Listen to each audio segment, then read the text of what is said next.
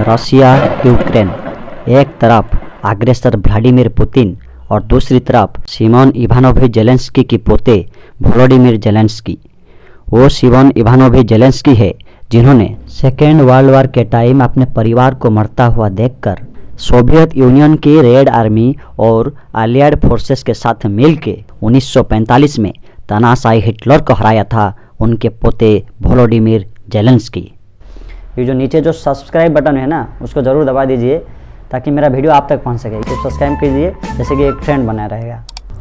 नमस्कार दोस्तों, देखिए दुनिया का कोई भी कंट्री नहीं चाहती कि उसको कभी भी वार का मुंह देखना पड़े। रशिया जो इसी समय अटैक कर रहा है उसको भी बहुत अच्छे से पता है कि वार में एक कंट्री अपने आप को रिस्क में डाल देती है, भले ही वो कितनी सुपर पावर हो। तो फिर इतनी क्या मजबूरी थी रशिया की जो उनको यूक्रेन पर अटैक करना पड़ा। आपने कुछ सुना होगा कि रशिया ने कुछ शर्त रखी है, अगर वो शर्त मान ली हो गई होती तो रशिया श्योर कर रहा था कि वो वार नहीं करेगा। अगर आप उन शर्त को ध्यान से देखोगे तो वो शर्त में नाटो और यूएसए से डिमांड कर रहा था, यूक्रेन से नहीं। पर फिर ऐसा क्या रीजन हुआ कि यूक्रेन पर हमला हो रहा है। देखिए ये पूरी सिचुएशन में यूक्रेन ने एक मोहरा बना। वो मोहरा क्यों बना, इसीलिए आपको थोड़ा सा पीछे जाना पड़ेगा। देखिए एक टाइम था जब यूक्रेन रशिया का हिस्सा हुआ करता था। उस टाइम में रशिया नहीं बल्कि यूएसएसआर हुआ करता था। 1991 में यूएसएसआर का डिवीज़न हुआ और जब डिवीज़न हुआ था तो कई सारे छोटे छोटे देश बने। रूस 15 देशों में टूट गया। Kazakhstan, Turkmenistan, Uzbekistan, Armenia, Azerbaijan, Ukraine, Estonia, Moldova, उनमें से एक देश था यूक्रेन। यूक्रेन का सेपरेशन रशिया के लिए सबसे ज़्यादा पेनफुल था। भले ही सेपरेशन हो गया था लेकिन चलता था रशिया के हिसाब से। पुतिन हमेशा कहते थे कि यूक्रेन और रशिया अलग नहीं है, दोनों सेम कल्चर और हिस्ट्री शेयर करते हैं। ऐसे भी था कि एनएफटी के तहत 1996 में यूक्रेन ने उनके सारे न्यूक्लियर बम रशिया को दे के आ गए। आज अगर बम होता तो सीनरी कुछ अलग हो सकता था। देखिए यूक्रेन के 30% लोग चाहते हैं कि वो रशिया के साथ उनके हिसाब से चले और वेस्टर्न यूक्रेन साइड में जो नेटिव यूक्रेन लोग हैं उनके झुकाव यूरोपियन कंट्री पर ज़्यादा रहता है। 2010 से 2014 तक यूक्रेन का जो प्रेसिडेंट थे उनको कहा जाता था कि वो प्रो रशियन थे। तभी ये यूरोप के साथ जाने से मना कर दिए। इसीलिए उनके खिलाफ यूक्रेन में जम के प्रोटेस्ट हुए। इतना ज़्यादा प्रोटेस्ट हुआ कि यूक्रेन का प्रेसिडेंट को उनको जान बचा के भागना पड़ा और रशिया के अंदर जाके शरण ली। उनके बाद जो भी प्रेसिडेंट आने वाले थे वो समझ गए थे कि ज़्यादा रशिया के जी हजूरी की तो पावर में आना मुश्किल हो जाएगा। 2014 के बाद यूक्रेन ज़्यादा से ज़्यादा यूरोपियन कंट्री के साथ आने लगा और ये बात रशिया अच्छे से समझ पा रहा था। उनको ये चीज़ बिल्कुल अच्छी नहीं लग रही थी। रशिया नेचुरल गैस का एक बहुत बड़ा सप्लायर है पूरे यूरोप में। अकेले 30% नेचुरल गैस देता है यूरोप को।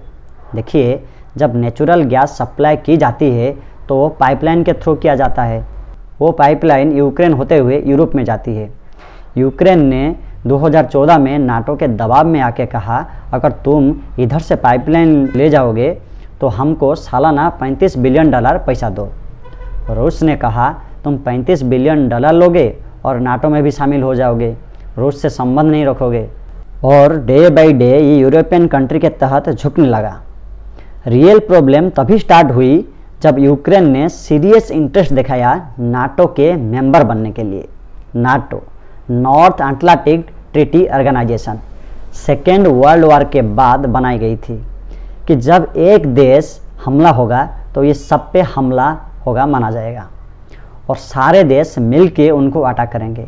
ये पहले 11 देश का हुआ करती थी, अब 30 मेंबर हो गई है। नाटो में इंडिया, चाइना, पाकिस्तान ये साइड वाले नहीं हैं, ज़्यादातर यूरोप और अमेरिका वाले हैं। उसमें फ्रांस भी आ जाता है, ब्रिटेन है, अमेरिका, इटली, कनाडा, जर्मनी ये सब है। ये मेनली रूस को काउंटर करने के लिए।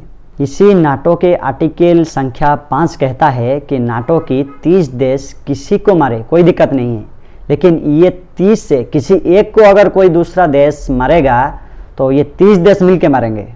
अगर यूक्रेन नाटो को सदस्य बन गया तो नाटो के नियम के अनुसार उनकी सेना को भी नाटो के देश में जा सकता है। यूक्रेन जिस दिन नाटो के सदस्य बनेगा, अमेरिका का सेना यूक्रेन में भी आ जाएगा। कोई देश कैसे बर्दाश्त कर पाएगा जो उसी से टूटा हुआ है वो लाके उनका दुश्मन के साथ लेके आ जाए। अगर अमेरिका यूक्रेन में आके इधर से एक गोली मारा तो रसिया भी मारेगा, फिर हो जाएगा आर्टिकल 5 का उल्लंघन और ये 30 देश मिलके मारेंगे रसिया को। ये जितना भी खेल है ना, सब यूएसए और नाटो का बीच है। भुगत रहा है बेचारा यूक्रेन। 8 दिन हो गया लड़ाई चल रहा है। कुछ दिन पहले बाइडेन कह रहे थे कि हम ईस्टर्न यूरोप में फोर्सेस भेजेंगे ताकि रसिया छोटे छोटे देश को अपना कब्जा ना कर सके। अगर सच में इनको छोटे छोटे देश का चिंता होती तो अफगानिस्तान को रातों रात छोड़ के भाग नहीं आए होते। अगर रसिया, मेक्सिको, क्यूबा, कनाडा से ट्रीटी साइन कर ले और यूएसए के बॉर्डर के पास जाके मिलिट्री बेसेस बनाने लगे और यूएसए भी बिल्कुल बर्दाश्त नहीं करेगी। और यही बात रसिया ने भी बोली है कि एग्रेशन आप लोग दिखा रहे हो, क्यों आप हमारा फ्रेंडली कंट्री को हमारे खिलाफ कर रहे हो, क्यों हमारा बॉर्डर नाटो का बहाना बना के मिलिट्री और मिसाइल डिप्लॉय कर रहे हो। यूक्रेन नाटो का मेंबर बनना चाहता है कि वो सिक्योर हो सके और नाटो कंट्रीज़ के लिए इनसे अच्छी बात और क्या हो सकती है कि अगर यूक्रेन नाटो का मेंबर बनी जाती है तो 2295 किलोमीटर का जो यूक्रेन रसिया बॉर्डर है वो एक्सपोज हो जाएगा। रसिया बॉर्डर पे नाटो के फोर्सेस आके बैठेगी। नाटो कंट्रीज तब तक नहीं आ सकते जब तक यूक्रेन नाटो का मेंबर नहीं बनता। और अब जब रसिया अटैक करना शुरू कर दिया यूक्रेन पर, 2 दिन पहले उनका दोनों रीजन इंडिपेंडेंट घोषित कर दिया और अपनी आर्मी को एंटर करवा दिया। उनको पीस कीपिंग फोर्सेस बोला। यूक्रेन अभी जंग का मैदान बन गया है, लेकिन उधर इंडिया का करीब 20,000 स्टूडेंट फंसे हुए हैं। कोई सारे तो पहले आ गए थे। लौटे हुए कुछ स्टूडेंट ये भी बता रहे हैं कि उधर और भी बहुत सारे छात्र फंसे हुए हैं। हम तो निकल गए, लेकिन जो भारतीय बंकर के अंदर है उनको ठीक से पानी भी मिल रहा होगा कि नहीं वो पता नहीं है। रसिया ने कुछ शर्त रखी थी, अगर ये मान ली होती तो वो युद्ध नहीं करेगा बोला था। वो शर्त को ध्यान से देखे तो वो डिमांड यूएसए और यूरोप से थी, यूक्रेन से नहीं। यूक्रेन तो एक से मोहरा बना। फर्स्ट डिमांड थी कि नाटो की मिलिट्री का ईस्टर्न यूरोप से हटा दे, जो नाटो के मिलिट्री हो वो ईस्टर्न यूरोप से हटा दे। सेकेंड डिमांड थी कि यूक्रेन कभी भी मेंबर नहीं बनेगा नाटो का। लोगों को रसिया के साथ साथ यूएसए से भी पूछना चाहिए कि आपको जो मालूम था कि रसिया के एग्रेसर है तो क्यों आप उनके एग्रेशन टेस्ट कर रहे थे। जो ह्यूमैनिटी का पाठ आप वर्ल्ड को पढ़ा रहे हो, कुछ अगर आप भी सह जाते तो क्या नुकसान हो जाता। यूक्रेन लोगों तो बच जाते। 5 सितंबर 1939 जर्मनी का डिक्टेटर हिटलर अपने पड़ोसी देश पोलैंड के इन्वेड करते हुए जिसी से वर्ल्ड वॉर 2 की शुरुआत हो जाती है। दुनिया के सबसे खौफनाक युद्ध जिसी से करोड़ों लोगों की हत्या होती है, लाखों जूइश लोगों की मारे जाते हैं कंसंट्रेशन कैंप में, पूरे के पूरे परिवार खत्म हो जाते हैं। इन लाखों में से एक जूइश परिवार था सिमोन इवानोविच जेलेंस्की। ये एक यंग लड़का था जिसका 3 भाई होलोकॉस्ट में मरे जाते हैं। उनका पिता का भी मौत हो जाता है। अपने आधे परिवार को मरता देख इवानोविच जेलेंस्की ने फैसला करता है कि वो हिटलर के खिलाफ लड़ेगा। रेड आर्मी में अपने आप को भर्ती करवाता है और सोवियत यूनियन की रेड आर्मी एलाइड फोर्स के साथ मिलकर हिटलर को हरा देता है 1945 में।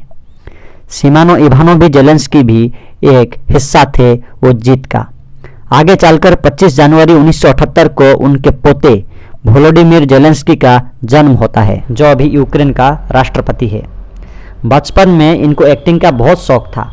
17 साल की उम्र में कॉमेडी अपना कैरियर बनाता है। कॉमेडी में वो अपने जीवन में युद्ध कभी नहीं देखे थे, लेकिन करप्शन देखे थे। करप्शन को मिटाने के लिए वो राजनीति में आते हैं और 2019 में ये प्रेसिडेंशियल इलेक्शन लड़ते हैं और सक्सेसफुली जीत जाते हैं। लेकिन 2022 के शुरुआत में जेलेंस्की परिवार में फिर युद्ध का खतरा आ जाता है। रसिया चाहता है कि इनको हटा के एक पॉपेट गवर्नमेंट यूक्रेन में बनाए जो पुतिन सरकार के इशारों पर नाचेगी। युद्ध के दौरान कोई लोगों को लगा कि ये अपने देश छोड़ के भाग जाएंगे, जैसे अफगानिस्तान का प्रेसिडेंट भाग गए थे देश छोड़ के जब तालिबान ने अपने देश पर कब्जा जमा लिया था। लेकिन यहाँ पे ऐसा नहीं हुआ। जेलेंस्की ने अपना देश नहीं छोड़ा, बल्कि सामने खड़े होकर अपने सेना के साथ खुद जाकर खड़ा रहा और रशिया के सामने एक छोटा देश होने के बाद भी वो हिम्मत दिखाए। अभी भी उनका लड़ाई वो अकेले खुद लड़ रहे हैं, बाकी देश अभी भी कोई साथ में नहीं आया हेल्प करने के लिए। इसी बीच रशिया के कुछ जगह पे प्रोटेस्ट भी शुरू हो गया है अपने गवर्नमेंट के खिलाफ, लेकिन पुतिन ने उन प्रोटेस्टर को डिटेन करके जेल में डाल रहा है। ऐसे भी देखोगे तो यूक्रेन एक इंडिपेंडेंट देश होने के नाते उनका भी हक है कि वो किसको अपना पार्टनर बनाए। जबरदस्ती युद्ध करके कि आप रशिया के साथ मिल जाओ, ये भी सही नहीं है। युद्ध करके उनका समाधान नहीं है। यूक्रेन के प्रेसिडेंट वोलोडिमिर जेलेंस्की भी हारने वाले नहीं हैं।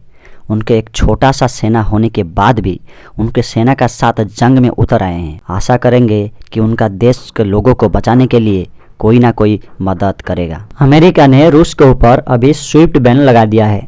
देखिए, दो तरह के बैंकिंग में कोड होता है। अगर आप देश के अंदर पैसा भेजना चाहते हैं तो आपको IFSC कोड लगते हैं। ये देश के अंदर होता है, लेकिन हमें पैसा अमेरिका भेजना है तो उस समय IFSC कोड काम नहीं करेगा, उस समय स्विफ्ट कोड काम करेगा। अभी रूस को बैन लगा दिया तो रूस में अभी स्विफ्ट कोड काम नहीं कर रहा है।